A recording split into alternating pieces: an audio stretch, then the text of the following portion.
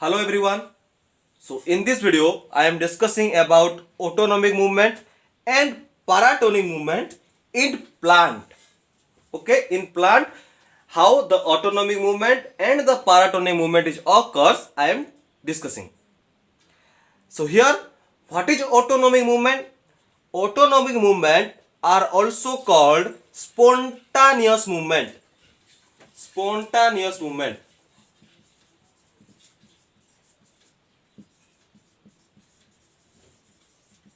Autonomic movement are also called spontaneous movement because when autonomic movement is occurs, that is occurs in the spontaneous form. Okay, suddenly form. So autonomic movement is also known as spontaneous movement. And in case of paratonic movement, these are also called induced movement. Induced movement. Something is induced to the plant so that the paratonic movement is occurs. That's why it is called induced movement. So let's see what are the factors that induced or that responsible for the paratonic movement. So these are influenced by external stimuli like water, external stimuli like water or light or gravity. Okay, so these are the influenced factor which are responsible for paratonic movement. And in case of autonomic movement, these are influenced by intercause like changes in turgor pressure,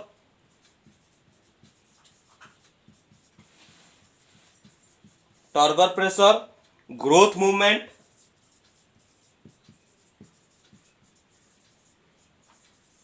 okay. So the basic difference is it is influenced by the intercause changes. But in case of paratonic movement, it is the external influenced or external influence stimuli like water or like light and gravity. Okay. And in case of paratonic movement, the third basic point between autonomic movement and paratonic movement is, in case of autonomic movement, these are three types. What are they? First is locomotion movement. Locomotion movement. And second one is curvature movement.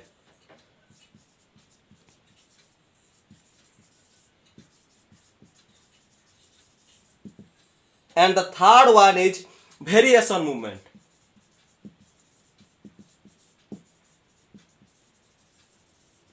Okay, so autonomic movement is divided into three types, or these are the three kinds of autonomic movements, that is locomotion movement, curvature movement and variation movement. But in case of paratonic movement, it is divided into tropic movement,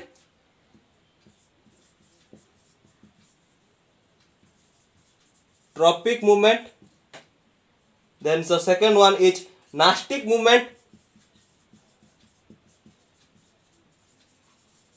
and the third one is tactic movement. Okay, so basically this is the basic difference between autonomic movement and paratonic movement occurs in the plant. Okay, so I hope you are clearly understand about autonomic movement and paratonic movement. Thank you.